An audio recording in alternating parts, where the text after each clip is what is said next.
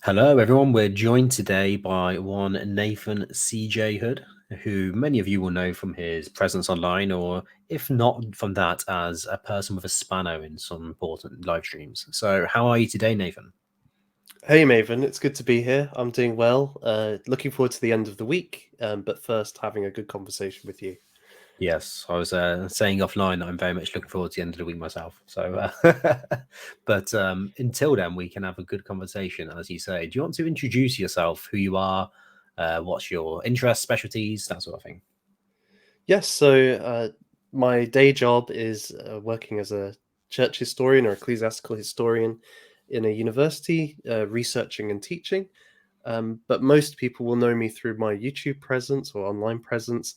And I've got a YouTube channel which looks at uh, historical, philosophical, theological ideas essentially in the past, in the present, uh, things like the works of J.R. Tolkien and C.S. Lewis as a kind of lens to analyze contemporary issues.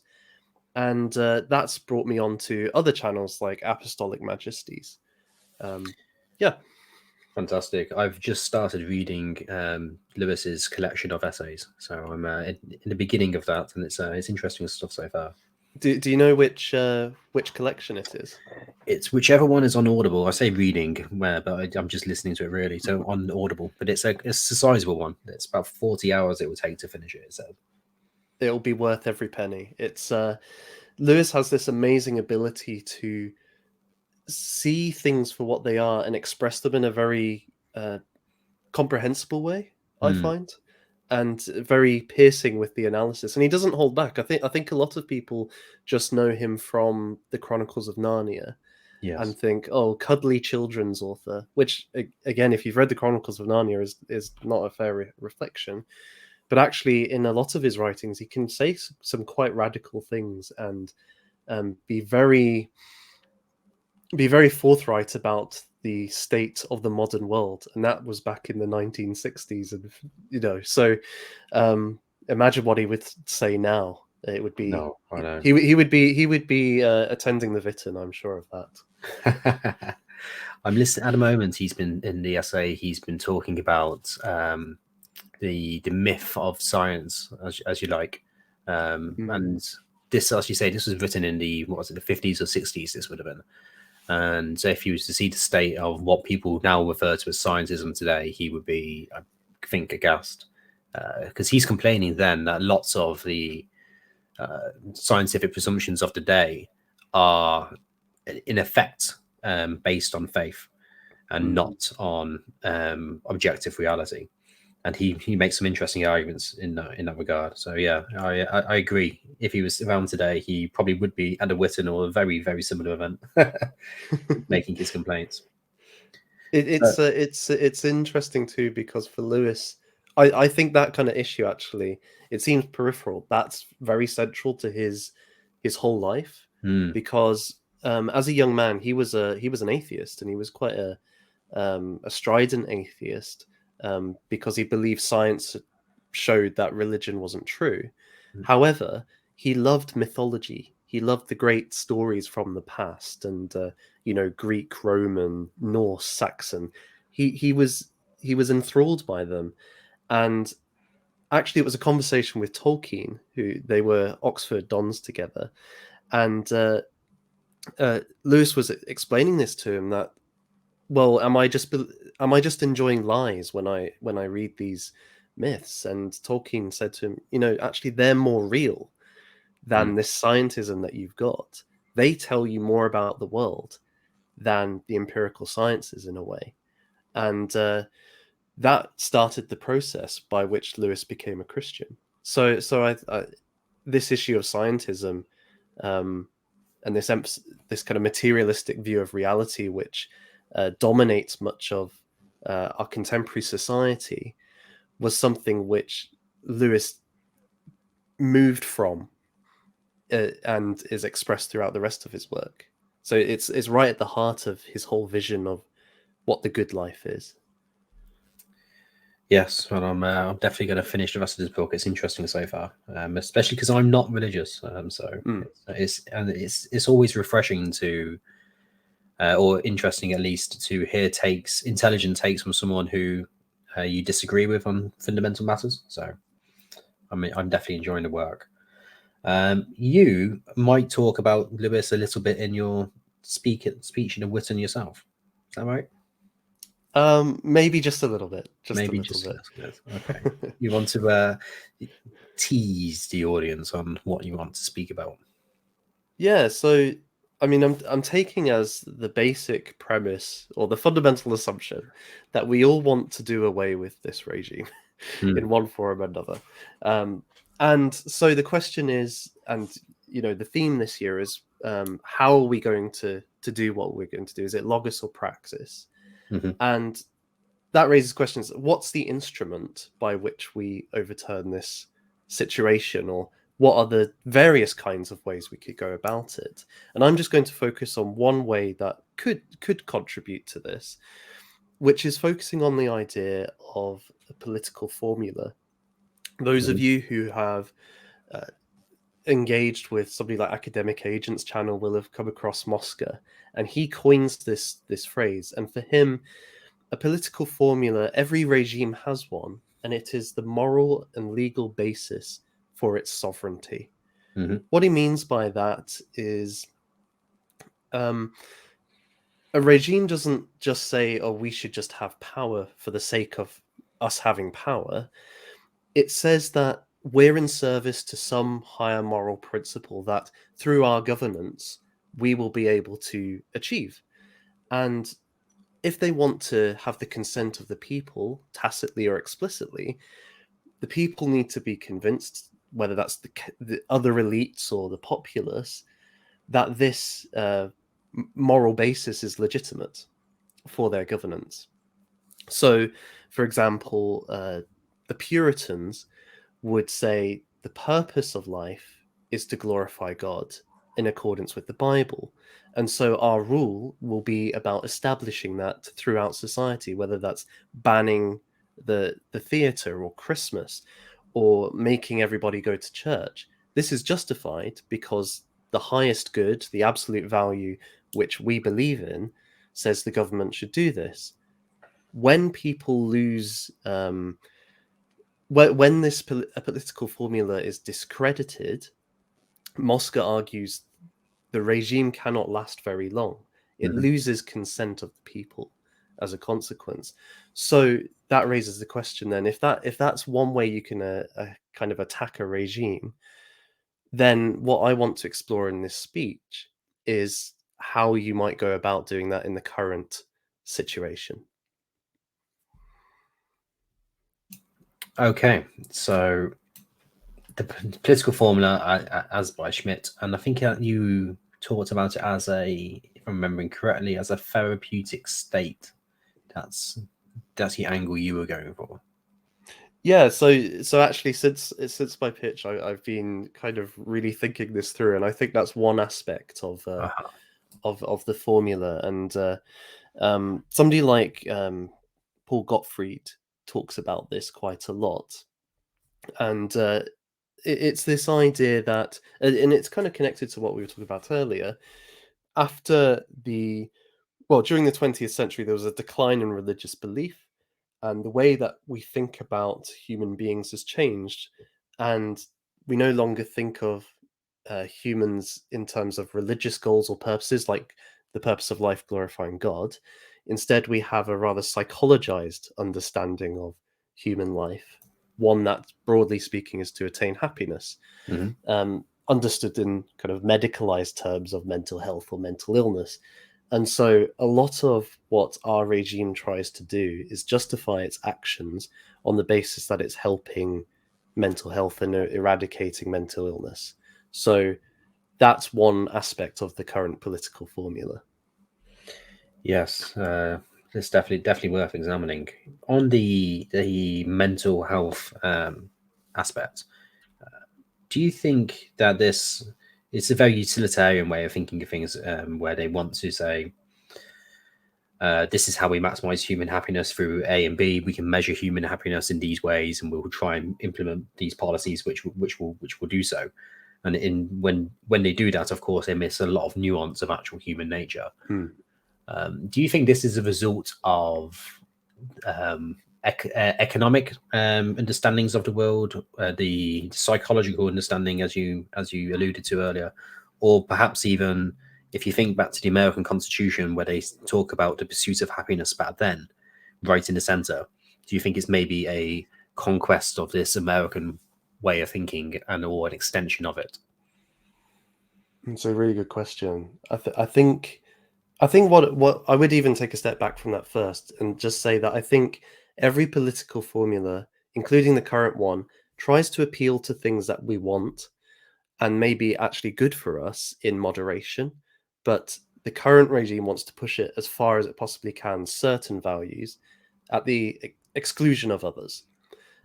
So take happiness. We all want to be happy.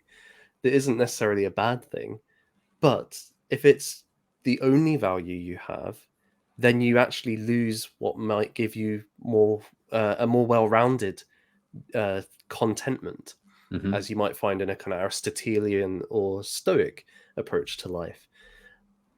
So I think you're probably right that it's at the very heart of the American constitution and identity, but I think it does get fundamentally transformed by the Freudians, essentially. And one of the things I hope to show in the talk is how some of the disciples of Freud, their understanding of happiness, or what makes happiness and what its connection with political reality, is so embedded in the discourses we find today in the various factions who rule us.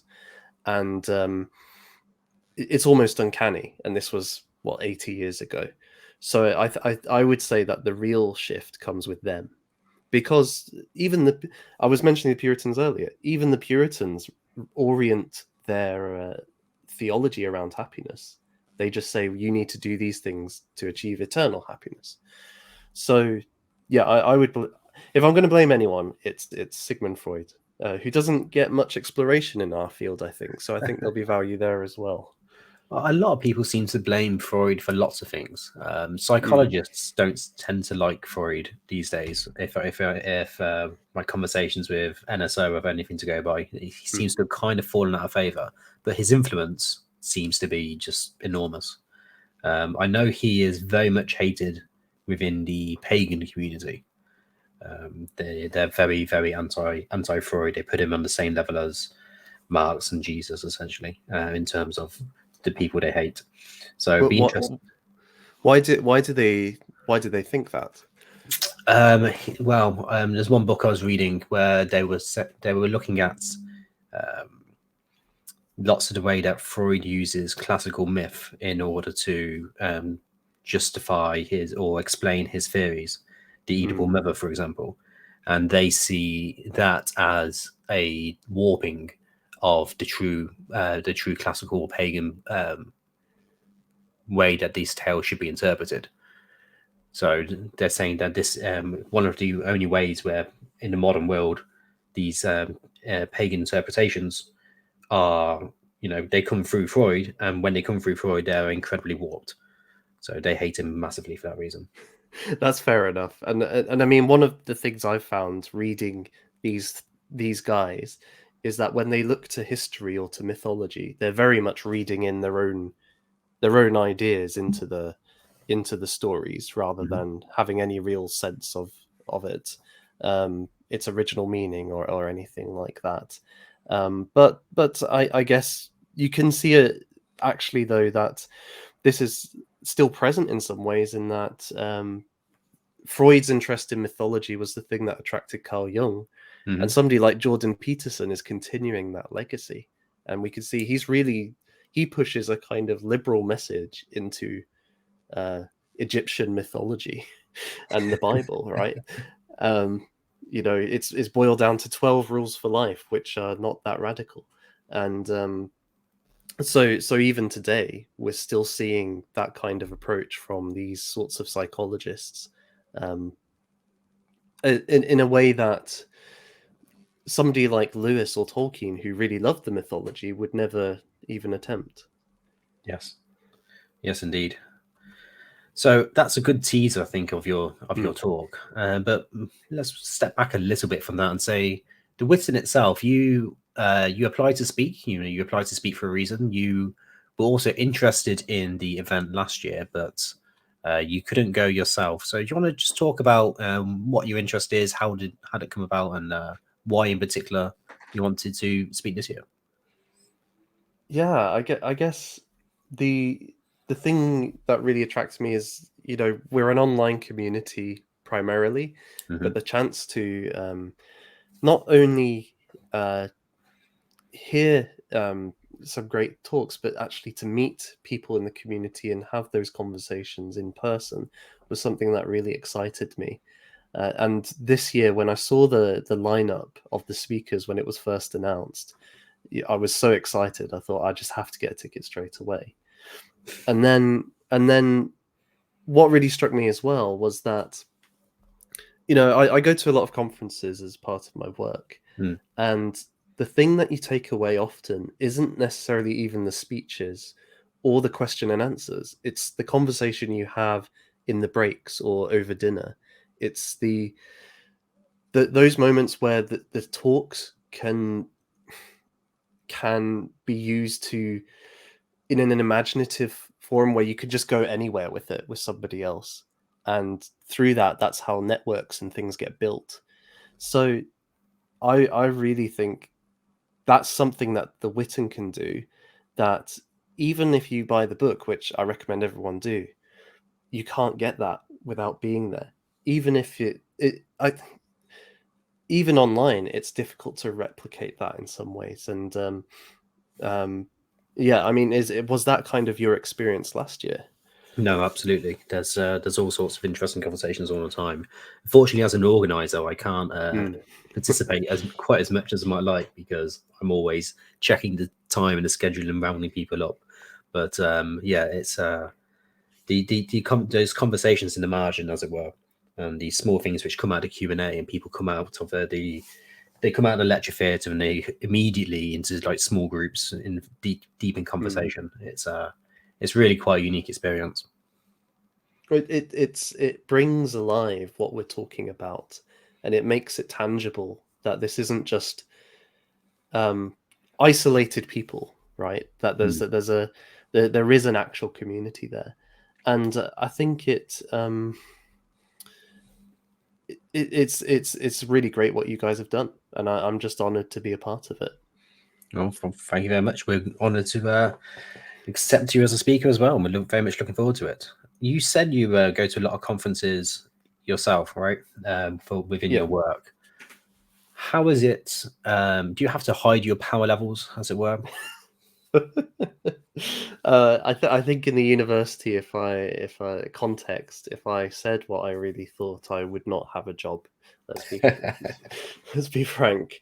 But I think that's true of a lot of people actually in the Mm, university context. And yeah, you have to be clever about it. But then the benefit of doing something like history is for most of history, people have been incredibly based, right? mhm, So much more based than anybody alive today, probably. mhm. So actually, you can say like really base things all the time, and if you just say, "Oh, it was some 16th century guy saying this," you know, we have to think critically about it. Um, you can kind of get away with making your point Mhm. surreptitiously. So yeah, you do have to be somewhat somewhat clever, but I'm sure that's true of pretty much every profession today. And actually, one of the things that I'm really excited about is just being in a place where everybody's on the same page, Mm, where everybody is kind of has the same starting assumptions, and you mhm. can just have a conversation without checking yourself or trying to explain uh, the basics of like why we should want the regime gone. Yes, no, that's it's very refreshing when you can just go into a room and say, "I think this," and immediately people can follow your thoughts. You don't Mhm. like, thank God, I don't have to explain all these details. Do you find any sympathetic allies within academia, or is it just too dangerous to even approach? There definitely are some. There are definitely some, and you know, some are more explicit than others. I still think that there is. It's difficult because the whole system is geared towards certain values today, in terms of funding, in terms of disciplinary process, in terms of the jobs that are available, in terms of regulations for getting courses getting passed, that the whole system is weighted towards the left. So if you challenge it, you're actually like your whole job depends on these values now. You can't challenge them. I think in some places like Oxford and Cambridge it's easier to challenge because they have a college system, so they've got independence from the university's central admin process. But in most universities, that's not possible. I have, though, managed to convince a number of people to read Carlyle, so I'll take that as a win. Wow, he's quite an historian himself. They all come back shocked afterwards, but oh, really? In a good way? It depends what they've read. But you see that the good thing is, you know, so there's a lot of people who are kind of normie liberal, but then there are kind of like these dissident leftists, let's call them, although they're not truly dissidents, but they want to be. And you can say, well, you really hate the system. Here's this thinker who thought very radically about what's wrong with modernity and with the current situation. He's probably different from anyone you've ever read before. Give him a go. And they're more open to it than your kind of centrist or even your conservative often, because they want the system to go. Yes, very interesting.